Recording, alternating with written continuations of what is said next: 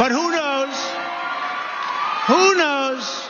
I may even decide to beat them for a third time, okay? Beat them for a third time. Trump, the Republican Party's top clown, showed up to the CPAC circus over the weekend to give a clear indication that he is thinking about running again in 2024. But he also addressed rumors that he might do so by forming a new party. What did he have to say about that? I want you to know that I'm going to continue to fight right by your side. We will do what we've done right from the beginning, which is to win. We're not starting new parties. You know, they kept saying, he's going to start a brand new party. We have the Republican Party. It's going to unite and be stronger than ever before. I am not starting a new party. That was fake news. Fake news, no. Wouldn't that be brilliant? Let's start a new party and let's divide our vote so that you can never win. No, we're not interested in that, no. Cenk, I feel like that was shockingly one of the more logical things Trump has ever said.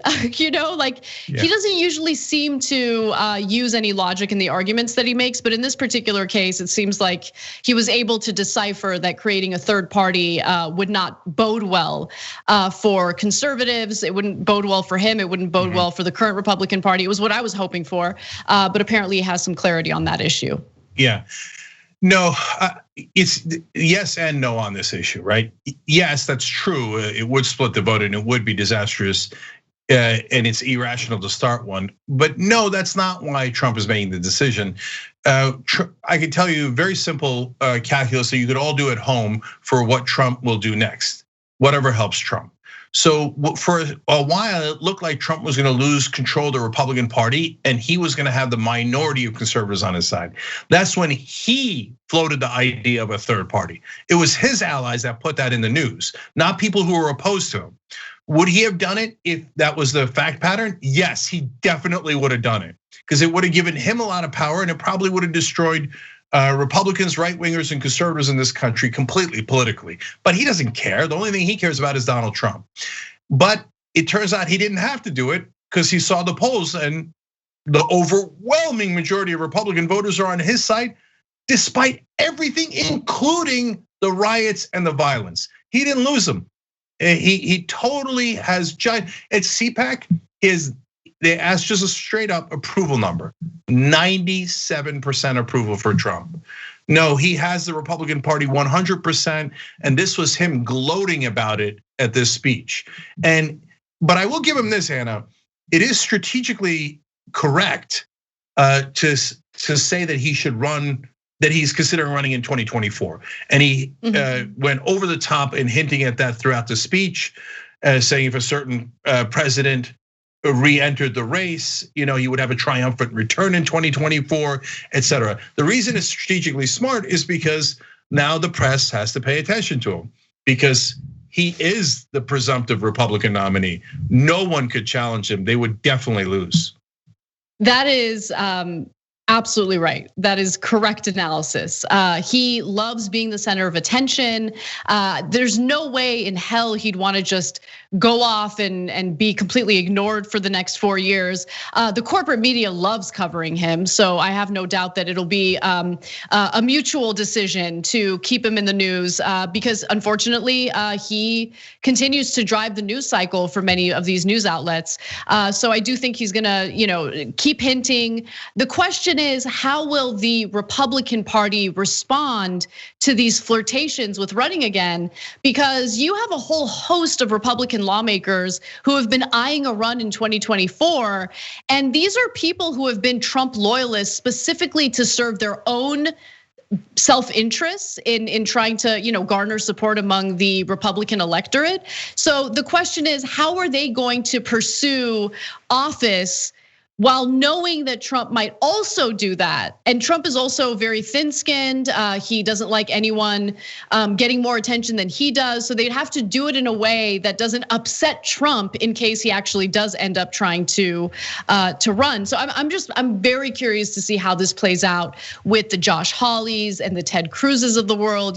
These Trump yes men who know that Trump is a pretty awful person, but we're willing to play ball with him only to appeal to Republican voters. How are they gonna handle this, knowing that there's a pretty good possibility that Trump will run again in 2024?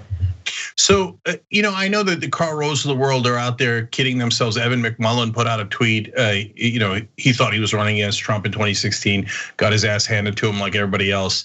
And they were saying, oh, he only got 55% of the CPAC straw polls saying they would prefer him to be the nominee in 2024. That shows weakness and softness in his numbers. No, it doesn't. The person who came in number 2 was Ron DeSantis at 22%. And the only reason Ron DeSantis came in number 2 is because he's the biggest lackey of Donald Trump.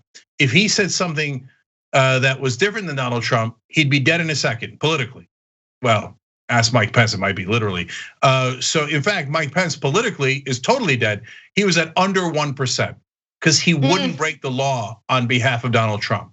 So he's totally eliminated. So anyone who thinks that DeSantis would beat Trump, that's absurd. Of course not. When the person who came in 3rd got 5%. There is no one else. It's Trump and little baby Trump. He pats on the head, which is DeSantis. Without Papa Trump, DeSantis is nothing. So no, it's Trump 100%. I don't want that. I think it's terrible. But our job is to report the news, and that's what's reality. So if you see anybody on TV pretending that Trump is not running the Republican Party right now, either A, they don't know anything about politics. Mitch McConnell basically apologized to him, groveled to him. It's over. It's Trump's party, right?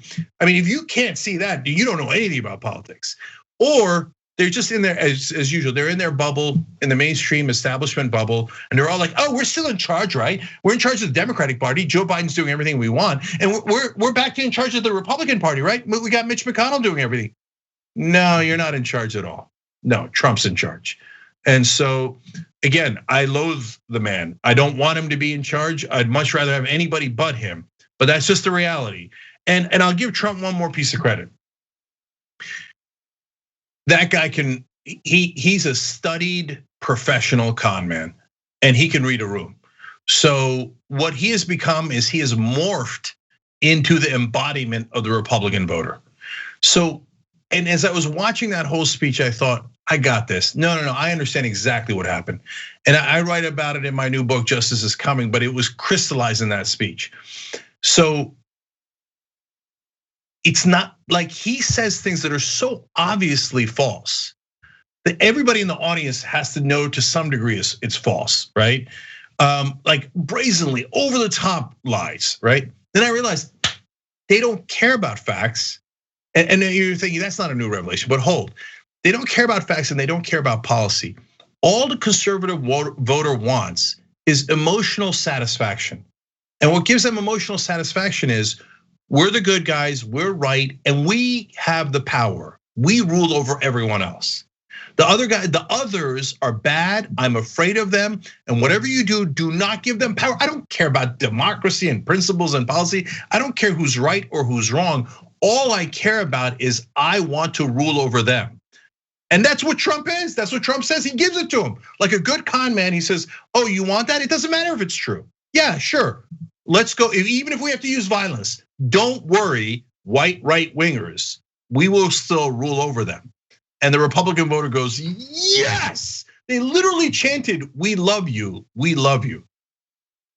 That's who Republican voters are. And the mainstream media has been covering for them for the last 40 years. Thanks for watching The Young Turks, really appreciate it. Another way to show support is through YouTube memberships.